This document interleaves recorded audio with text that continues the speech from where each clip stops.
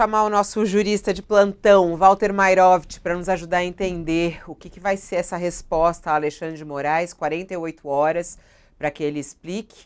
Né? Eu imagino que a gente já está chegando quase a 24 horas, então tem mais um dia, ele deverá ter que apresentar isso amanhã, talvez no final do dia, que deve completar 48 horas desde a notificação que foi feita à defesa de Bolsonaro.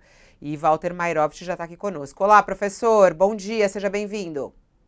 Bom dia, Fabiola, Josias, Sakamoto. Parece que nós tivemos um Julian Assange por 24 horas, né, ou por 48 horas, por 2 dias em território que é território considerado um território do Estado da Hungria, portanto não pode ser invadido. Quem está lá dentro está bloqueado, está sob proteção, sob amparo diplomático. Mas cada um tem o Assange que merece. O Assange se refugiou, está asilado na embaixada do Do Equador. E Equador. o Ô, ô, prof- pro- Professor, é interessante isso que o senhor fala, né? Até estava vendo uma análise também de um outro jurista sobre isso.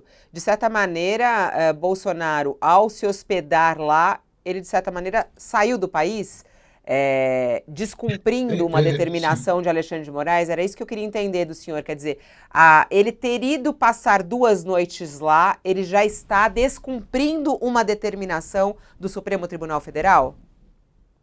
Olha, a gente tem que dar um passo atrás, aproveitando que o Josias falou de cautelar, de tornozeleira eletrônica.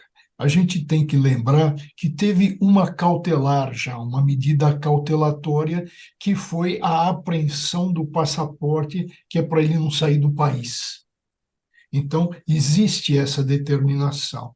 Dentro do que? Nós estávamos no mês de fevereiro, quando ele foi para a embaixada, foi no carnaval. Tinha todo, ainda a gente estava sentindo o golpismo, existia a apuração, existia o risco iminente do Bolsonaro voltar a fugir, já que ele esteve nos Estados Unidos, então se pegou uma medida cautelar, que foi a apreensão do passaporte. Agora, ele vai e entra em território de outro país, porque assim é considerada embaixada, como para quê? Para verificar o que poderia acontecer, se há uma prisão poderia, ainda porque teve o clima do passaporte, todo mundo falou, olha, o passaporte de fato é uma medida cautelar, mas não é eficiente. Aqui se pode fugir também por terra e etc. E, evidentemente, um político dentro do seu próprio país, em território protegido, pode ter voz diária, como faz o Assange. Então, tem todo esse contexto. Mas o que ele fez? Ele entrou em território estrangeiro, ele saiu do país sem autorização. É bom lembrar também, com relação a Bolsonaro, que tem, a gente não pode falar, entrou na embaixada, mas tem todo um contexto e a gente precisa olhar agora no retrovisor. Tinha o passaporte, tinha o risco. E Bolsonaro, evidentemente, continua aí a disseminar essa cultura golpista, sob o aspecto jurídico, político. Josias Agora, analisou professor sobre o aspecto Mairovich, nessa jurídico, é análise. caso mesmo de prisão preventiva. Então, é isso que eu queria saber. Até as pessoas estão falando que desde ele convocar essa manifestação na Paulista, estava todo mundo preocupado com isso, né? Os bolsonaristas, inclusive, em ele cometer ali algum erro que pudesse levar ele para a prisão.